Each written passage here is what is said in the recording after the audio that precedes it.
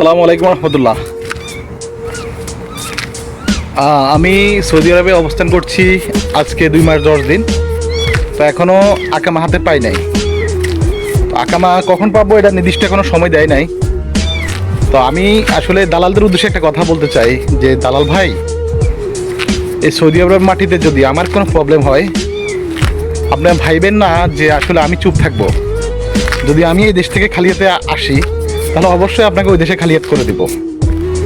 আমার বিদেশে আসার পিছনে যত লোকে দালালি করছে অথবা যত লোকে দালালির টাকা খাইছে, প্রতিটা লোকের টাকার হিসাব দিতে হবে।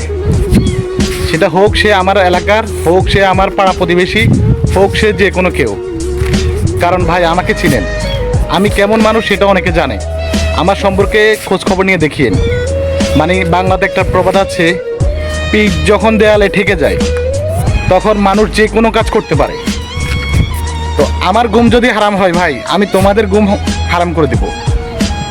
আমি আজকে সৌদি আরবের মাটিতে বলতেছি, যদি আমার ঘুম হারাম হয় আমি ওই দালাল, প্রত্যেকটা দালালের ঘুম হারাম করে দেব। তো এখনও সাবধান, কারণ আমরা বাবা মার অনেক টাকা ঋণ করে এই দেশে আসছি, ঠিক আছে? আমরা জানি একটা বাবা মা কত ধার দেনা করে আমাদেরকে সৌদি আরব পাঠাইছে, শুধু একমাত্র একটু ভালো থাকার আশায়। তারা যদি ভালো না থাকতে পারে, আপনারা কীভাবে ভালো থাকবেন চিন্তা করেন। আমার মনে হয় না আমি যদি দেশে যাই কোনো দালাল ভালো থাকবে, সেটা হোক ঢাকার দালাল, হোক বাংলাদেশে, হোক লক্ষ্মীপুর দালাল। তবে আমি এখনও সাবধান করছি, যদি আমাদের খালিয়াতে ফিরে যেতে হয় তবে আপনাদেরও খালিয়াত করে দেব। এটা মনে রাখবেন, মাইন্ড ইট। আসসালামু আলাইকুম।